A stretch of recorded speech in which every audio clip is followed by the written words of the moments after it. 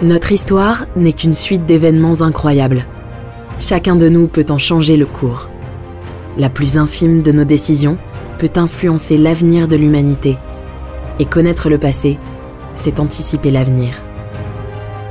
Vous écoutez L'Effet Papillon quand l'histoire bascule, la peste noire, l'ennemi invisible. 1347, siège de Kaffa, sur les rives de la mer Noire. Une armée mongole catapulte des cadavres pestiférés sur les assiégés. Décembre 1347, la peste entre à Marseille. En quelques mois, elle contamine tout l'Occident. 1352, le fléau ravage l'Europe depuis 4 ans. On compte au moins 25 millions de morts. Ces 3 événements, intimement liés, sont des moments clés de l'apparition puis de la propagation de la terrible peste noire. 6e siècle, Constantinople. Justinien Ier, à la tête du puissant empire byzantin, est victime d'une fièvre inconnue.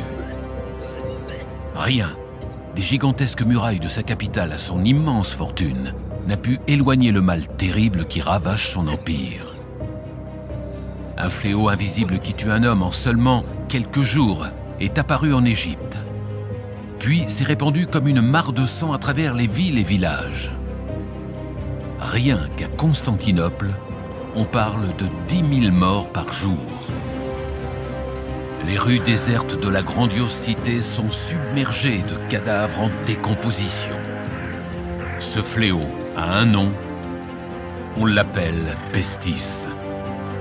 La peste fait son entrée dans l'histoire.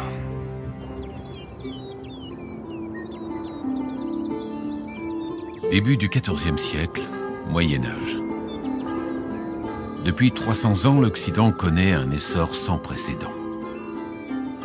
Une conjoncture climatique exceptionnellement favorable baigne l'Europe dans des températures douces, propices aux bonnes récoltes. C'est l'optimum climatique médiéval, aussi appelé réchauffement climatique de l'an 1000.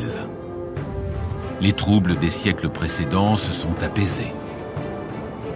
La paix retrouvée a permis le développement des techniques antiques. L'Europe se couvre de moulins. De nouveaux métiers à tisser dynamisent l'industrie textile. Les charrues décuplent la force des paysans dans des champs nouvellement défrichés. Les hauts fourneaux produisent fer et acier. On fonde de nouvelles villes bâties de grandioses cathédrales en dentelle de pierre.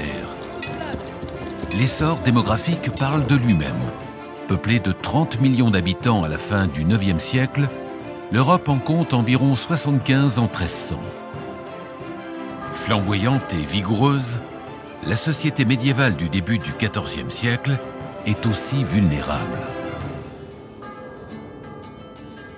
Les années 1310 marquent la fin de l'optimum climatique. L'Europe rentre dans ce que l'on appellera le petit âge glaciaire. Bienvenue dans la mémoire de l'humanité. Ici, nous pouvons contrôler le temps, analyser et comparer des milliards d'événements pour réécrire l'histoire à l'infini. Tous les événements de notre histoire, aussi infimes soient-ils, y sont mémorisés et interconnectés. Il suffit d'en changer un pour bouleverser tous les autres. De nos jours, le Moyen-Âge est souvent considéré comme une époque sombre, de repli sur soi, de guerre permanente et d'une grande saleté. On utilise même l'adjectif moyenâgeux pour désigner des comportements barbares ou brutaux. Pourtant, cette période qui couvre environ 1000 ans d'histoire a connu de multiples visages. Le concept de Moyen-Âge a été inventé par des élites intellectuelles de la Renaissance pour illustrer une idée. Leur siècle faisait revivre la lumière de la civilisation gréco-romaine après des âges sombres. En opposition, ils qualifient la période précédente, considérée comme médiocre, de Moyen-Âge, un simple interlude entre Antiquité et Renaissance. Les deux termes sont donc moins un verdict scientifique qu'un jugement de valeur qui a survécu jusqu'à nos jours.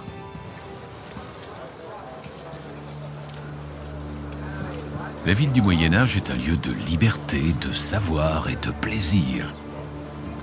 C'est aussi un endroit d'une rare saleté. Si les cités romaines ont été pensées et construites suivant un plan d'ensemble, les villes médiévales ont connu pour la plupart une croissance anarchique, ramassée autour d'un noyau défensif et encastrée dans une ceinture de murailles. Les autorités considèrent que la propreté est l'affaire de chacun. Pas de système d'égout souterrain, pas de gestion centralisée des déchets, aucune réglementation. Dans les rues étroites, les déchets se mêlent au sang des boucheries. Les forges et les teintureries saturent l'air d'odeurs pestilentielles. Les quartiers pauvres héritent des eaux usées des quartiers riches situés plus haut. Au XIIIe siècle, on commence à paver les rues, à creuser des égouts, à interdire de jeter ses déchets sur son palier. Les questions d'hygiène et de santé publique deviennent sérieuses. En 1220 à Montpellier, le légat du pape fonde une faculté de médecine reconnue au XIVe siècle comme la meilleure de son temps. Comme les facultés de Paris ou de Bologne, son savoir s'est développé à partir de la médecine du monde arabe, elle-même héritière des écrits antiques d'Hippocrate et de Galien. Les théories de ces deux savants grecs de l'Antiquité sont si anciennes et si universellement reconnues que personne n'ose les remettre en question. Au cœur de cette pensée se trouve la théorie des humeurs. Un bon équilibre de ces humeurs garantit une bonne santé. Sinon, un prélèvement d'une certaine quantité de sang peut rétablir la balance. C'est la méthode des saignées. S'y ajoute la théorie des miasmes. On pense que les maladies se répandent par des miasmes présents dans l'air vicié. Dominante jusqu'au XIXe siècle, cette théorie ignore la contamination par le toucher, pourtant le mode d'infection privilégié des bactéries. Les maladies courantes sont pour la plupart répertoriées et bien connues. Les médecins disposent d'une grande variété de remèdes à base de plantes. Mais ils sont peu nombreux et devant des maladies plus virulentes, même les meilleurs d'entre eux se retrouvent impuissants. Le seul remède consiste souvent à se reposer, manger équilibré et aérer les maisons.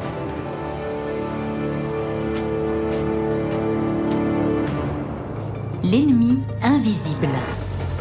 Les bactéries sont les premières formes de vie apparues sur Terre.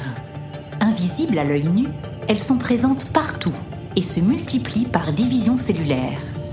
Certaines vivent en parfaite harmonie avec leur hôte, comme les innombrables bactéries présentes dans notre tube digestif. D'autres, nocives, sont dites pathogènes et transmettent des infections. C'est le cas du bacille de la peste. Dans tous les cas, les bactéries ont absolument besoin d'un hôte pour se reproduire. La peste est apparue en Asie centrale il y a environ 20 000 ans.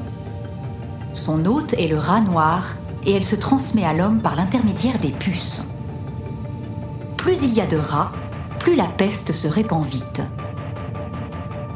Or, au Moyen-Âge, le rat noir s'est répandu partout où il y avait des hommes, proliférant dans les rues insalubres de villes surpeuplées. Facteur aggravant, l'existence des bactéries est totalement ignorée au XIVe siècle, sans parler de leurs vecteurs d'infection. Ironiquement, les chats, prédateurs des rats, sont régulièrement pourchassés car réputés sataniques. Mais personne ne se soucie vraiment des rongeurs. Tous les éléments sont en place pour que se joue la tragédie. 1347. Kaffa, aux portes de l'Europe. Les Mongols assiègent ce comptoir génois de la mer Noire. Mais la horde est rongée par un mal invisible, insidieux, mortel. Venu des confins de la Chine, une terrible maladie extrêmement contagieuse décime les rangs des guerriers. L'armée mongole est infestée par la peste bubonique. Rapidement, la horde n'est plus en état de combattre, et encore moins de prendre la ville. Le chef mongol ordonne alors de catapulter des cadavres pestiférés par-dessus les murailles. Les rats, qui pullulent dans le campement nomade, envahissent la place forte génoise, emportant dans leur pelage une armée de puces gorgées de maladies. Le mal pénètre dans les bas quartiers, progresse le long des caniveaux, s'infiltre dans les maisons. Dans la ville, l'épidémie s'embrase comme un feu de forêt. Pour fuir l'air infecté, de nombreux navires quittent le port. Avec l'air du large, les équipages pensent être sauvés. C'est alors qu'apparaissent les premiers symptômes. La mort fait partie des passagers. Longeant la côte, les premiers navires arrivent à Constantinople, chargés de leur cargaison mortelle. Très vite, les premiers cas de peste apparaissent dans la cité millénaire. Selon des témoins, elle peut tuer un homme en 1 heure. Depuis le Bosphore, des navires marchands, inconscients du danger, empruntent les routes commerciales et transportent l'infection dans tous les grands ports de la Méditerranée. Anatolie, Balkans, mer Égée, puis toute la Grèce sont touchés. Fin septembre 1347, les navires génois empestés arrivent à Messine et contaminent la Sicile. La peste passe de cargaison en cargaison, de navire en navire, de ville en ville. Gênes est ravagée. Puis Pise, Venise et Marseille. L'épidémie devient une pandémie. Aucun mur ne peut l'arrêter, aucune armée la combattre. La pestilence dévaste les villages, remonte le long des fleuves, grouille sur les bords des routes. Depuis Majorque, le fléau se répand en Espagne. Il empeste Tunis, frappe la Crète, Chypre, l'Égypte. Alexandrie et le Caire sont touchés à leur tour, mais aussi la Syrie, Acre, Jérusalem. Pour les populations, la seule chance de salut est de fuir. Fuir aussi loin que possible et ne jamais, jamais revenir. Irrésistiblement, la contagion traverse la Provence, ravage Montpellier, Toulouse, remonte le long du Rhône et contamine Lyon. Le 20 août 1348, Paris est atteinte. De partout, on emmure les gens infectés, on place les quartiers en quarantaine, on ferme les portes des villes. Rien ne peut arrêter l'hémorragie fulgurante.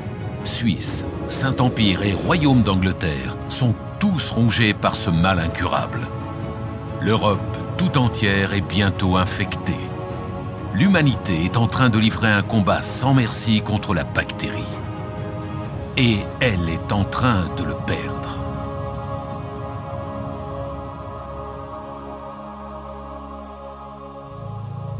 Nous venons d'arriver à un point de divergence. Un point de divergence est un événement clé, un carrefour dans notre histoire où notre monde peut basculer d'un côté ou de l'autre. La peste, d'une manière ou d'une autre, serait arrivée en Occident. Mais en contaminant les défenseurs de Kaffa, les Mongols court-circuitent les méthodes de progression classiques. La peste profite du commerce maritime pour atteindre directement le cœur de l'Europe. Personne n'a le temps de se préparer. Sans le siège de Kaffa, elle aurait peut-être mis des années pour arriver jusqu'à Gênes, alors rayonnante. La ville aurait eu le temps de se préparer, prendre des mesures de confinement. Elle n'aurait pas vu sa population et ses campagnes ravagées par la maladie. Ses capacités préservées, ses chantiers navals auraient pu continuer à produire à la chaîne ces excellents navires. La ville natale de Christophe Colomb se serait alors très certainement lancée dans de grandes explorations. Découvert par les Génois bien avant les Espagnols, le Nouveau Monde se serait alors couvert de comptoirs commerciaux génois. Un formidable empire commercial océanique latin. L'Amérique parlerait italien. 25 millions de morts. La peste noire remporte 1/3 de la population européenne en 4 ans. Dans certaines villes, on compte plus de 1000 morts par jour. Elle se manifeste sous 2 formes. La peste bubonique se déclare d'abord par l'apparition de ganglions, les bubons. Puis surviennent des troubles nerveux et psychiques. Une température pouvant atteindre 42 degrés et une septicémie généralisée entraînent la mort des personnes infectées dans 2 cas sur 3 au bout de quelques jours. La peste pulmonaire, inoculée par les gouttelettes de salive, est beaucoup plus rapide et peut terrasser un homme en quelques heures. Les chances de survie sont nulles. Le malade est condamné. En accord avec la théorie des miasmes, on pense que la maladie se transmet par l'air. On se protège donc le visage pour manipuler les cadavres ou soigner les malades, mais personne ne se garde du vrai danger, les contacts physiques directs avec la bactérie et les morsures des puces infectées transportées par les rats. La pestilence éradique des familles entières. Les cimetières sont saturés. Les fosses communes débordent. Les cadavres infestés s'amoncellent dans les rues. Par crainte de la contamination, les autorités interdisent les déplacements, instaurent des quarantaines, emmurent les contaminés, brûlent les cargaisons infectées.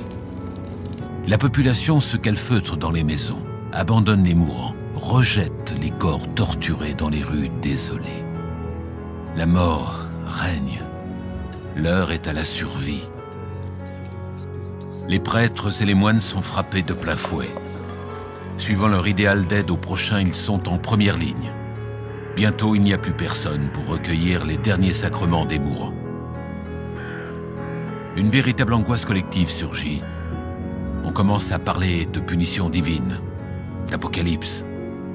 Les adeptes du mouvement des flagellants se fouettent en procession pour expier les péchés des hommes et obtenir la miséricorde de Dieu. À travers l'Europe, on cherche des boucs émissaires. Les communautés se replient sur elles-mêmes. Partout, on se trompe d'ennemis. Personne ne se méfie des rongeurs. La mort semble frapper à l'aveugle, sans distinction d'âge ni de sexe. L'ordre naturel des choses est complètement bouleversé. Des enfants meurent avant leurs parents. Les mourants ne reçoivent plus les derniers sacrements. C'est tout le modèle de société qui est ébranlé. Les repères traditionnels disparaissent. La psychose se répand au même rythme que l'infection. L'Europe, soumise aux famines et frappée par la peste noire, est à l'agonie. Puis, aussi soudainement qu'elle est apparue, la peste noire semble disparaître en 1352. Les gens arrêtent de mourir. Les symptômes disparaissent. Le bacille de la peste n'a pas réussi à infester l'ensemble de la population, souvent faute d'hôtes vivants à contaminer. Le cauchemar est terminé. Et si un fléau comme la peste revenait de nos jours ? Comment notre monde actuel, interconnecté, fortement mondialisé et quotidiennement survolé par des milliers d'avions, supporterait-il le déclenchement soudain d'une pandémie mondiale ? Imaginons une maladie totalement inconnue et ultra-virulente, qui échapperait à toutes nos connaissances, qui tuerait un homme en 3 jours et contre laquelle aucun de nos plus éminents médecins n'aurait de remède. Nos proches se mettraient à mourir dans d'atroces souffrances, sans raison apparente. Rapidement, il n'y aurait plus de pompiers, plus de police, plus de médecins, plus personne pour s'occuper de l'approvisionnement des supermarchés ou de la sécurité de nos centrales nucléaires.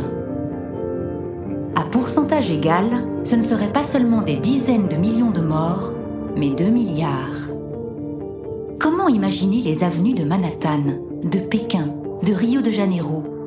Que pourraient faire nos élites? Comment les peuples réagiraient-ils? Notre société serait-elle plus résistante que celle du Moyen-Âge? Ou bien s'effondrerait-elle? La grande peste de 1348 n'était que la première vague. 10 ans plus tard, la maladie frappe à nouveau. Les nouveau-nés et les enfants sont particulièrement touchés. On comprend alors que la maladie sera toujours là et qu'elle reviendra, encore et encore. Durant les 4 siècles qui suivent, l'Europe connaîtra une vingtaine d'autres vagues, plus ou moins fortes. La peste arrive et repart, comme un mouvement de marée. En France, des milliers de villages disparaissent, faute d'habitants. La construction des cathédrales est ralentie pendant près d'un siècle. La méconnaissance du mal, l'incompréhension, la peur et la panique sont à l'origine d'une nouvelle conception du monde, de l'existence et de la mort.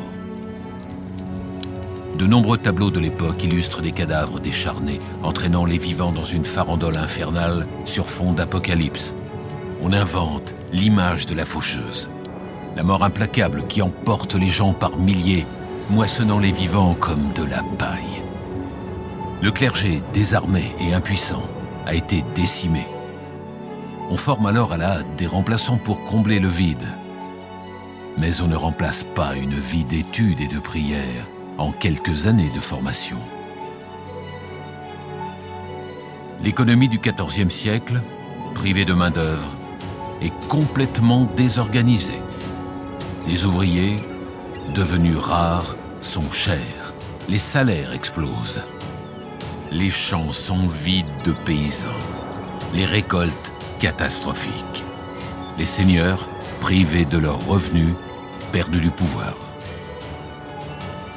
La peste déclenche une réaction en chaîne qui accélère la fin de la féodalité.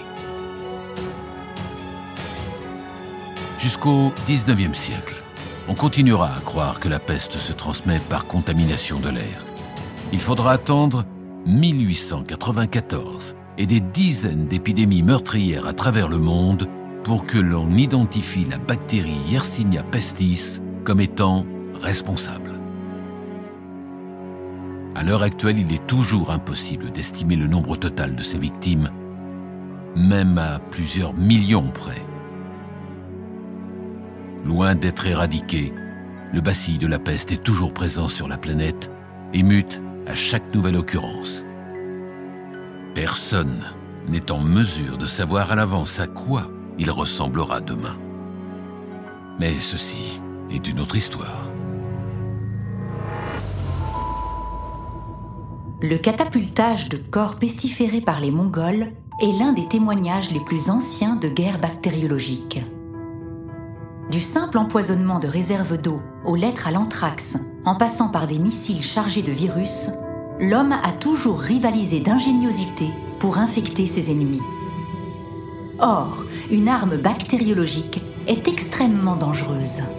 Organisme vivant pathogène capable de muter, rien ne l'empêche de se retourner contre son employeur ou de dévaster le monde entier. En 1993, un accord unilatéral visant à interdire la fabrication, la détention et surtout l'utilisation d'armes bactériologiques a été signé par 87 pays. Au XIVe siècle, la société occidentale, alors en plein apogée, a été dévastée par la peste. En 4 ans, un tiers de sa population a disparu. Pourtant, au bord de l'abîme et du désespoir, la société n'a pas sombré. Endurant les pires souffrances, elle a surmonté cette épreuve en s'adaptant, en évoluant. Car si la peste a changé le visage du monde occidental, si elle a ravagé l'Europe et livré à l'humanité l'un de ses plus durs combats, elle a fini par perdre cette bataille. L'espèce humaine a tenu et elle a survécu. Vous venez d'écouter L'effet papillon quand l'histoire bascule. Si vous avez aimé ce podcast, vous pouvez vous abonner sur votre plateforme de podcast préférée et suivre Initial Studio sur les réseaux sociaux. L'effet papillon quand l'histoire bascule est une série de podcasts coproduite par Initial Studio, Madfilm et Triary Prod, adaptée de la série documentaire audiovisuelle Point de repère, coproduite par Madfilm et Triary Prod, créée par Pierre Lergenmüller et Jean Marc, et écrite et réalisée par Pierre Lergenmüller, avec les voix de Michel Roy et Karine Pinotto. Production exécutive du podcast, Initial Studio. Production éditoriale, Sarah Koskiewicz et Marie Agassan. Montage, Camille Legras. Avec la voix d'Alix Martineau.